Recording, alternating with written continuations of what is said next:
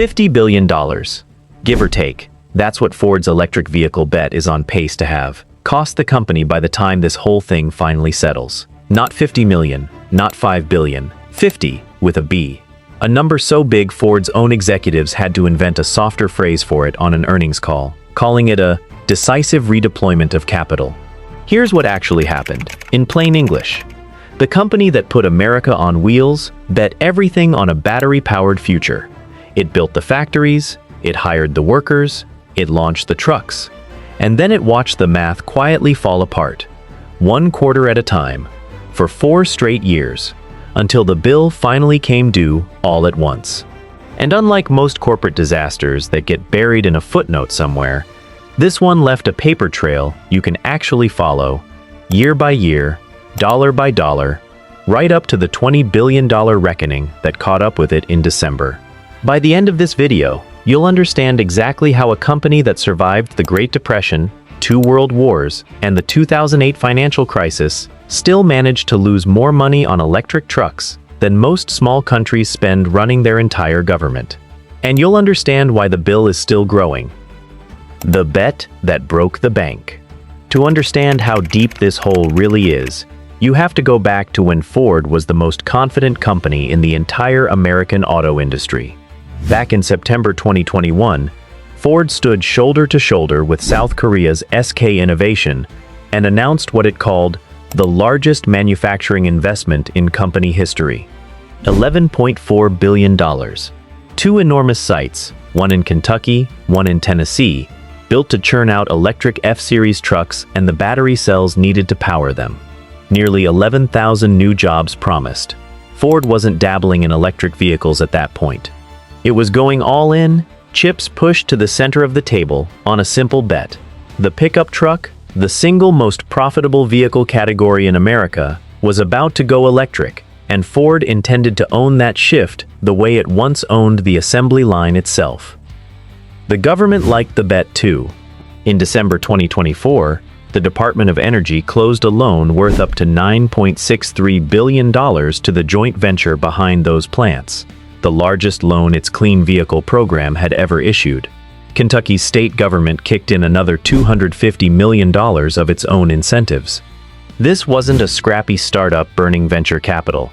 This was Washington, a state government, a Fortune 500 automaker, and a South Korean battery giant, all betting on the same future at once. The flagship of that future was the F-150 Lightning, an electric version of the best-selling vehicle in America for 4 decades running. On paper, it looked like the smartest move in the industry. Take the most trusted nameplate in American trucking, electrify it, and let market share do the rest. Ford spent billions retooling its Dearborn Rouge complex just to build it. Every signal the company sent to Wall Street, to Washington, and to its own dealer network said the same thing.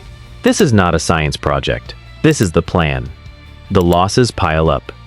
Here's where the story stops being a press release and starts being a spreadsheet.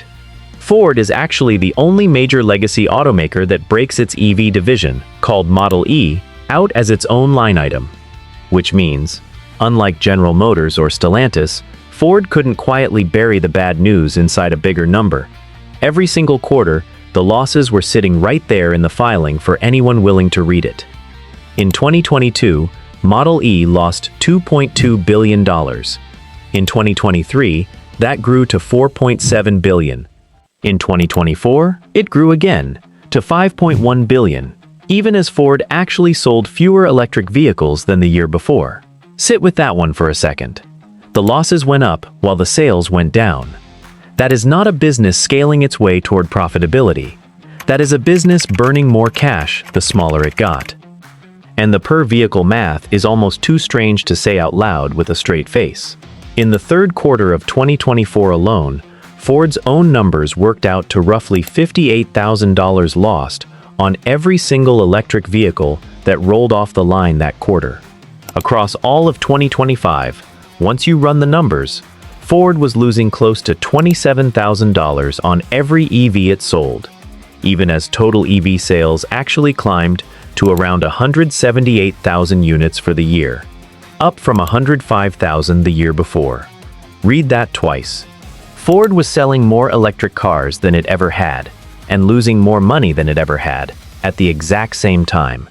CEO Jim Farley himself called the whole experience humbling, which in corporate speak is about as close as anyone in his position gets to admitting the wheels came off. If you're finding this breakdown useful, this is exactly the kind of story we dig into every week on this channel. Hit subscribe, drop a like, and tell us in the comments which automaker you want us to put under the microscope next. The reckoning. For 4 straight years, Ford kept telling investors the losses were an investment, the price of building something that would eventually pay for itself. Then, in December 2025, that story ran out of runway all at once. Ford announced it would take $19.5 billion in special charges, the bulk of it landing in a single quarter, in what turned out to be one of the largest corporate impairments in American history. Farley put it bluntly in an interview around the same time, saying the market had genuinely shifted in the months prior, and that the very high-end electric vehicles, the $50,000, $70,000, $80,000 trucks and SUVs, simply weren't selling the way anyone had projected back in 2021. The casualties were immediate and specific.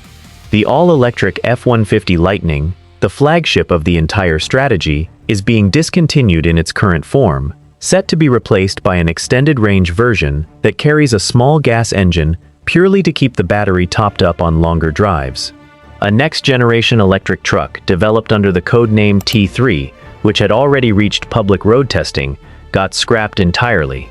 Planned electric commercial vans were canceled outright. And Blue Oval City, the sprawling Tennessee site that was supposed to be the crown jewel of Ford's electric future, got a new name that tells you everything you need to know. Tennessee Truck Plant, set to build gas-powered pickups starting in 2029. Then there's Kentucky.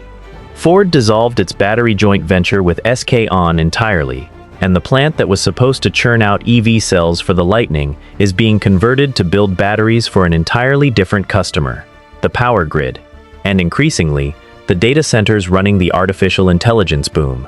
As part of untangling that partnership, Ford formally took on $3.8 billion of that original Department of Energy loan itself, and roughly 1,600 workers at the Glendale, Kentucky plant, a facility that had only started producing EV batteries in August 2025, were told in December that their jobs were ending, with layoffs landing in mid-February 2026.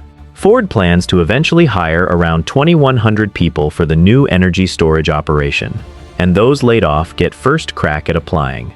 Small comfort if you're one of the workers who just watched a brand new factory shut down 5 months after it opened. Why it went wrong? None of this happened because Ford's engineers forgot how to build a good electric truck. The Lightning got solid reviews. What actually broke was the underlying economics, and 3 forces collided at once to break it. The first is one every automaker in this space has run into. Batteries are still the single most expensive part of an electric vehicle, and the cost curve did not fall nearly as fast as the whole industry bet it would back in 2021. Every automaker penciled out its EV strategy, assuming battery costs would keep dropping year after year, the way solar panel costs did a decade earlier. That didn't happen on schedule, and every EV built on the old assumption came off the line costing more than the model it was meant to replace. The second force is demand, and specifically, demand at the expensive end of the market. Farley's own comment nails it. The $50,000, $70,000, $80,000 electric trucks and SUVs were exactly what Ford, and honestly the whole American auto industry, had bet the farm on, because those vehicles historically carry the fattest margins. Buyers had other ideas. The people willing to go electric increasingly wanted something cheaper and smaller, not a luxury-priced pickup, and the vehicles Ford had spent billions engineering simply weren't what a big enough slice of the market was actually asking for. The third force is policy, and it hit at the worst possible moment. The federal EV tax credit expired in September 2025. Model E actually posted its best sales month ever right before that deadline, as buyers rushed to grab the incentive before it disappeared, which briefly made the numbers look healthy. Once the credit vanished, so did a meaningful chunk of the demand it had been propping up. Layer new tariff costs and a Washington that had grown openly skeptical of the whole EV push on top of that, and Ford was left holding factories, battery contracts, and years of engineering investment, all built for a regulatory and demand environment that no longer existed by the time the products actually shipped. And Ford is far from alone here. Just weeks after Ford's write-down, Stellantis, the parent of Jeep, Chrysler, and Ram, announced its own charges totaling roughly $26 billion, the largest EV-related write-down by any global automaker to date. One managing director at Hague Partners called the industry-wide EV reversal the single biggest capital allocation mistake in automotive history, and predicted total write-downs across the industry could eventually clear $100 billion. Ford just happened to get there first, and loudest. The pivot. Here's the part that keeps this from being a straightforward story about a company admitting defeat. Ford isn't walking away from batteries. It's walking away from the specific bet it made on where those batteries would go. That same Kentucky plant is getting roughly $2 billion in fresh investment to make lithium iron phosphate cells for grid-scale energy storage and data center customers instead. Power has quietly become one of the biggest bottlenecks in the entire AI build-out happening across the country right now, and a company that can manufacture batteries at scale suddenly has a very different, very hungry customer sitting next door to the one that just walked away. Ford's actual electrification roadmap hasn't disappeared either. It's just gotten a lot more conservative. The company still expects roughly half its global volume to come from some mix of hybrids, extended-range vehicles, and full EVs by 2030, up from around 17% today. But the mix now leans hard toward hybrids and extended-range vehicles, the kind with a small gas engine as a safety net, rather than pure battery EVs. Ford has also set a new internal target of getting Model E to profitability by 2029, a full 4 years further out than the company was projecting when ground first broke in Kentucky and Tennessee. What this actually means for you. If you're sitting here wondering whether any of this changes anything for you personally, a few things are worth knowing. First, Ford as a whole company is not in trouble. The EV division has been a genuine sinkhole, but Ford Blue, the traditional gas and hybrid business, and Ford Pro, the commercial vehicle arm, have both stayed solidly profitable, quietly funding this entire multi-year experiment without putting the rest of the company at risk. Ford actually posted record full-year revenue in the same period it announced the write-down. This was an expensive mistake. It was not an existential one. Second, if you already own a Lightning or a Mach-E, nothing about your warranty or your ability to get it serviced changes overnight, though the platform's future is now clearly shifting toward extended range and hybrid successors rather than pure electric follow-ups. Anyone cross-shopping a new electric truck should pay attention to what this signals about where resale values and long-term support for these first-generation EVs are likely headed. Third, and this is the bigger lesson sitting underneath the Ford-specific numbers, this is what happens when an entire industry bets on the same assumption at the same time, and that assumption turns out to be wrong. Ford, Stellantis, and to a lesser extent GM and Volkswagen all built factories, signed battery contracts, and set production targets based on demand curves and cost curves from 2021 that simply didn't hold up. The correction was always coming from somewhere. It just happened to land on Ford first, loudest, and most publicly, because Ford was the one company transparent enough to actually show its work the whole way through. Before we wrap up, a quick honesty note on the numbers in this video.